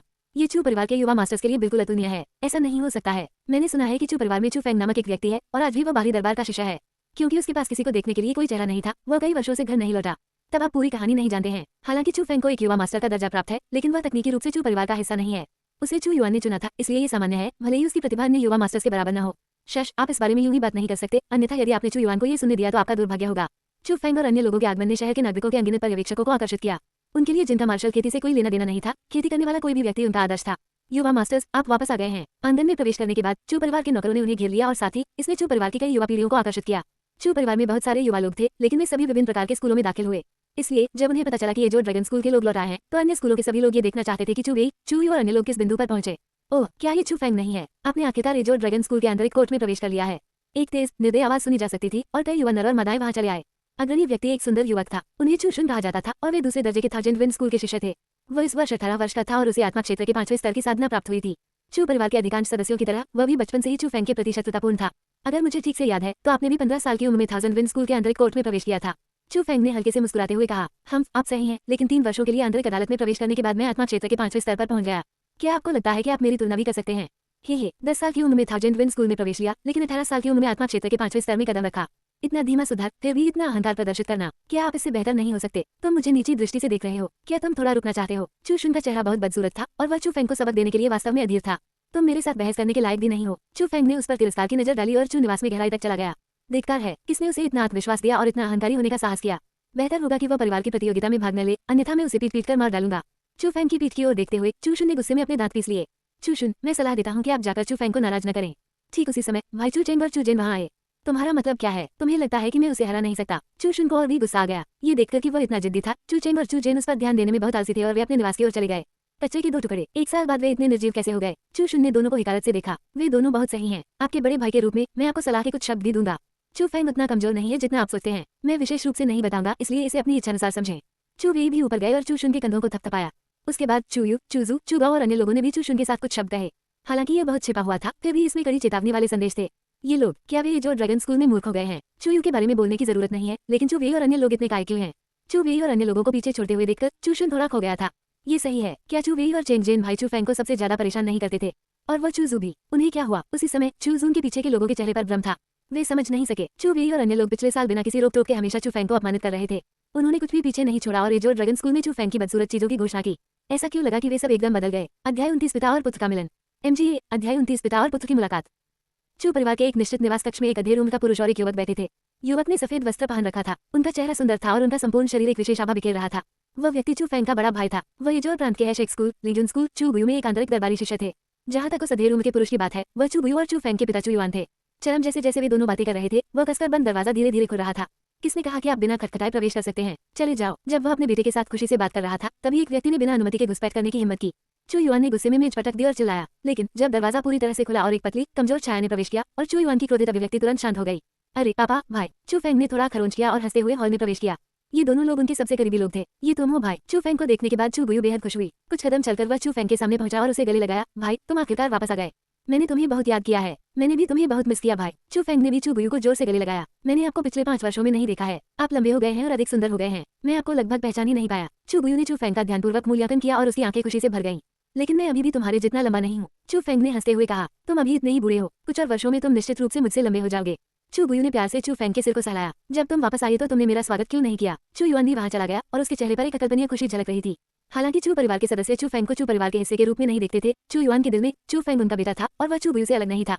चू फेंग के बैंगनी वस्त्र को देखकर चू युआन ने फिर से पूछा, आप आंतरिक दरबार में प्रवेश कर चुके हैं? मम्मा, चू फेंग ने सिर हिलाते हुए मुस्कुराया। अच्छा, मैं कह रहा था कि मेरा बेटा चू फेंग उतना बुरा नहीं था।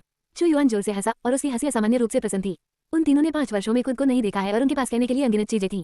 उन्होंने आधे दिन तक खूब बातें की और दोपहर का खाना भी नहीं खाया। श्री चू युआन, मास्टर ने आपके और युवा मास्टर गुयू के लिए वहां जाने के लिए कहा है।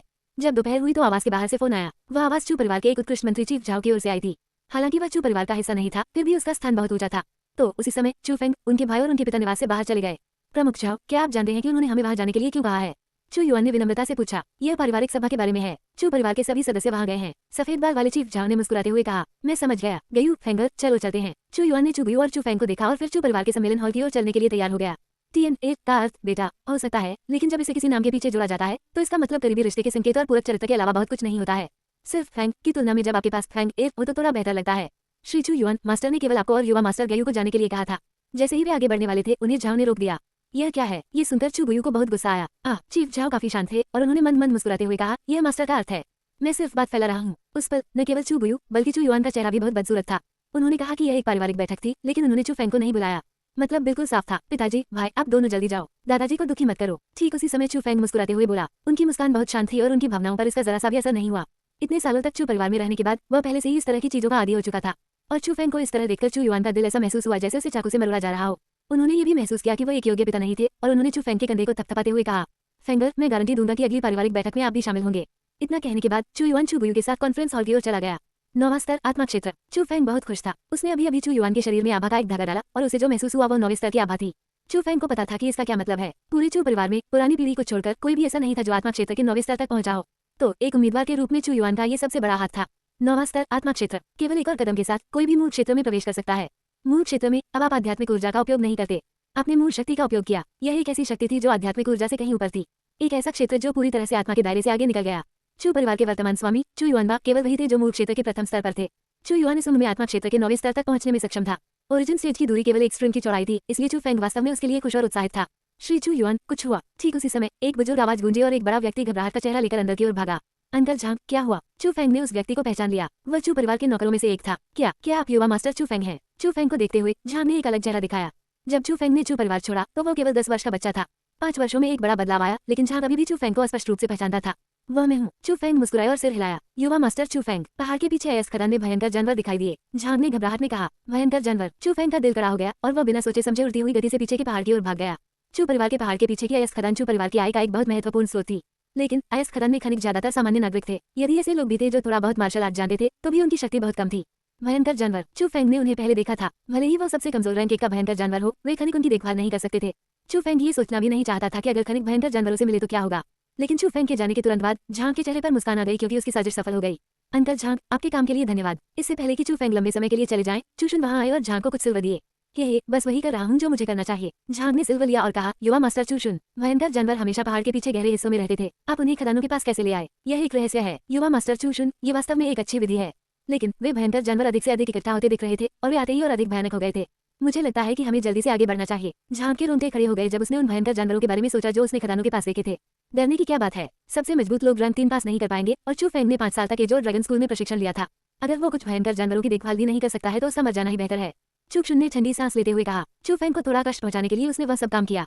वह कैसे जाकर उसे बचा सकता था। लेकिन युवा मास्टर चूशुन, अगर चू फेंग को वास्तव में कुछ होता है और यदि श्री चू युआन इसकी जांच करते हैं तो मुझे डर है कि यह बहुत अच्छा नहीं होगा। झांग अभी भी थोड़ा चिंतित था। ठीक है, हम जाकर देखेंगे। कुछ देर सोचने के बाद चूशुन को लगा कि झांग गलत नहीं था। यदि चू फेंग मर गया तो वह मर गया, लेकिन अगर चू युआन को पता चला कि चू फेंग की मौत का संबंध उससे है तो यह अच्छा नहीं होगा।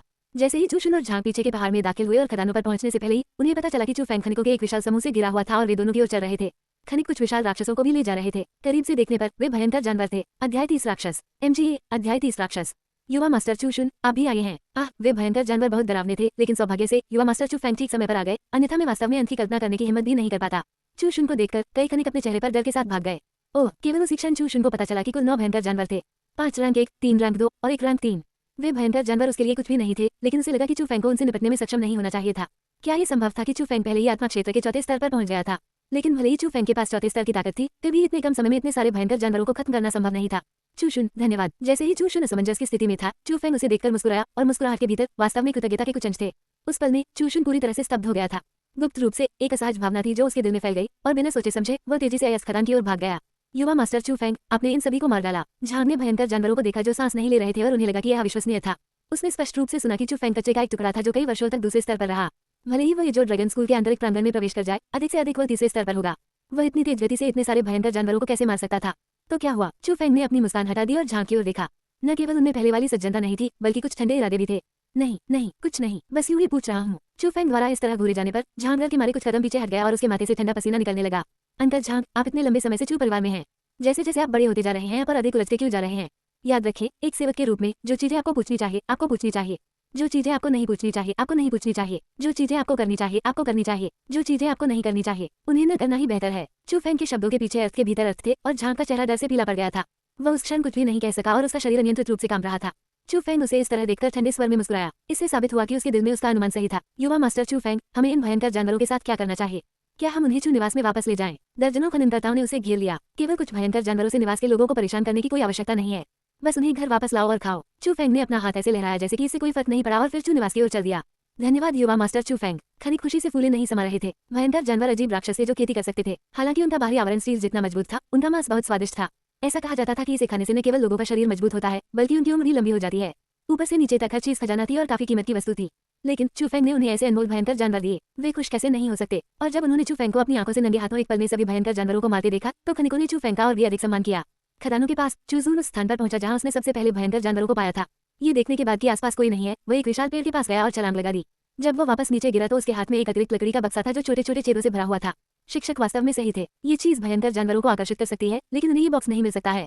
भयंकर जानवरों को चारा देने के लिए ये वास्तव में एक अच्छी चीज है, लेकिन गहरे पहाड़ों के भीतर भयंकर जानवरों को आकर्षित करने में सक्षम होने के लिए एक आध्यात्मिक मन के अलावा सामान्य आध्यात्मिक चिकित्सा वास्तव में ये काम नहीं कर सकती है।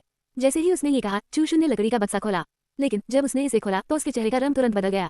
उसे आश्चर्य से पता चला कि लकड़ी का बक्सा जिसमें मूल रूप से आध्यात्मिक मन का था, खाली था।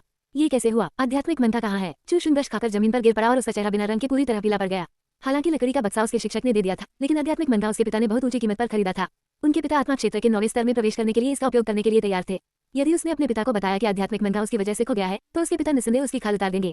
क्या ये? अचानक चूशुन को वो दृश्य याद आया जिसमें चू फेंग ने उसे धन्यवाद दिया था और उसे अचानक कुछ समझ में आया। जैसे ही उसने लकड़ी का बक्सा पकड़ा, उसने अपने दांत पीस लिए और कहा, चू फेंग, मेरा काम अभी खत्म नहीं हुआ है। उसी समय चू फेंग पहले ही अपने कमरे में लौट आया। उसने दरवाजा बंद कर दिया और अपनी जेब से एक मंत्र निकाला जिसके चारों ओर आध्यात्मिक ऊर्जा थी, क्योंकि उसके चेहरे पर एक बुरी मुस्कान थी। चूशुन, आपका बहुत बहुत धन्यवाद। इतने बड़े घेरे में चलने के बाद, इतना प्रयास बर्बाद करने के बाद आपने मुझे ये खजाना देने और छठे स्तर पर पहुंचने में मेरी मदद करने के लिए वो सब किया। हे, आप एक बड़े भाई के रूप में काफी उदार हैं। चूशुन ने कभी नहीं सोचा होगा कि चू फेंग के पास आत्मा की शक्ति है। हालांकि लकड़ी का बक्सा भयंकर जानवरों की सूंघने की क्षमता को भ्रमित कर देगा, लेकिन ये चू फेंग की आत्मा शक्ति को भ्रमित नहीं कर सका। जिस क्षण चू फेंग पहुंचे, उन्होंने तुरंत उस लकड़ी के बक्से की खोज की जिसमें आध्यात्मिक मन था, और उन्होंने निर्धारित किया कि यह मनुष्यों द्वारा बनाया गया एक जाल था। जब वो पहाड़ से नीचे जा रहा था और चूशुन और झांग की आश्चर्यचकित अभिव्यक्ति को देखकर चू फेंग को और भी यकीन हो गया कि वे दोनों एक साथ काम करते थे और उसे नुकसान पहुंचाना चाहते थे। लेकिन उन्होंने कभी नहीं सोचा होगा कि वे नुकसान पहुंचाने में सक्षम नहीं है, बल्कि उन्होंने खुद को नुकसान पहुंचाया है। तारांकन गल पेट में प्रवेश करने के बाद आध्यात्मिक मन का तुरंत विशाल आध्यात्मिक ऊर्जा बन गया, लेकिन इससे पहले कि उस विशाल आध्यात्मिक ऊर्जा को फैलने का मौका मिले, उसे डेंटियन ने चूस लिया। उस पल में चू फेंग को अपने डेंटियन से चबाने की हल्की हल्की आवाजें सुनाई दी जो किसी भूखे भेड़िए की तरह थी। जब वो ध्वनि लुप्त हो गई तो उसके तानतेन में भारी परिवर्तन हुआ। 9 बिजली के जानवर एक बार फिर गुर्राए और रूपांतरित हो गए। जब सब कुछ सामान्य हो गया तो आध्यात्मिक ऊर्जा जो पहले से कई गुना अधिक मजबूत थी, उसके डेंटियन से बाहर निकली और इसने चू फेंग के शरीर के हर हिस्से को भर दिया। छठा स्तर, आत्मा क्षेत्र। चू फेंग ने अपनी आंखें खोली और उनके चेहरे पर एक सुखद मुस्कान थी। एक व्यक्ति जिसने 15 वर्ष की आयु में आत्मा क्षेत्र के छठे स्तर में प्रवेश किया, उसे पहले से ही प्रतिभाशाली माना जाएगा। एक व्यक्ति जो 2 महीने के भीतर दूसरे स्तर से छठे स्तर तक चला गया, उसे केवल एक शब्द से वर्णित किया जा सकता है, राक्षस। समय बीता गया और पलक झपकते ही चू परिवार के एकत्र होने का दिन आ गया। ये तथाकथित सभा केवल चू परिवार के भीतर एक सम्मेलन नहीं थी, ये चू परिवार की ताकत का बाहरी प्रदर्शन भी था। लीनिंग माउंटेन टाउन के मार्शल आर्ट प्रशिक्षण मैदान में बहुत भीड़ थी। इसने न केवल शहर के अमीरों को आने और देखने के लिए आकर्षित किया, बल्कि इसने आसपास की कई शक्तियों को भी आकर्षित किया। इन बाहरी शक्तियों के भीतर कुछ निमंत्रण के साथ आए थे, कुछ प्रशंसा के कारण आए थे, लेकिन उनके लक्ष्य एक ही थे, और यह चू परिवार की वर्तमान ताकत को देखना था। इसलिए जब चू परिवार के मुख्य सदस्य प्रकट हुए तो जीवंतता तुरंत उबलते बिंदु पर पहुंच गई। देखो, ये चू परिवार का स्वामी चू युवानबा है। सबकी नजर सबसे पहले जिस व्यक्ति पर पड़ी वह बूढ़ा व्यक्ति था जो नेतृत्व कर रहा था। हालांकि वह काफी बूढ़ा था, उसकी पीठ बाघ की तरह और कमर भालू की तरह थी। जैसे ही वह चला, हवा बढ़ गई और उन पर सफेद तलवार जैसी भौं के नीचे से एक प्रभावशाली लहर छिपी हुई थी और इसने लोगों को कुछ हद तक भयभीत कर दिया था। वह व्यक्ति चू फेंग और अन्य लोगों के दादा चू परिवार के स्वामी चू युवानबा थे। चू परिवार का एकमात्र व्यक्ति जिसने मूल क्षेत्र में कदम रखा। चू युवानबा के पीछे चू परिवार के 6 बेटे हैं न, उन सभी की वास्तव में असाधारण और प्रभावशाली उपस्थिति है। मुझे आश्चर्य है कि परिवार का नया स्वामी कौन होगा। जल्दी क्या है, मैंने सुना है कि आज की चू परिवार सभा में वह आधिकारिक तौर पर अपनी सेवानिवृत्ति की घोषणा करेंगे और नए मास्टर का भी चयन किया जाएगा, जिसका मतलब है कि आज ये काफी दिलचस्प होने वाला है। जैसे ही उन्होंने आज की चू परिवार सभा के सबसे महत्वपूर्ण हिस्से के बारे में सोचा, हर कोई पहले से ही उनके उत्साह को सहन करने में असमर्थ था।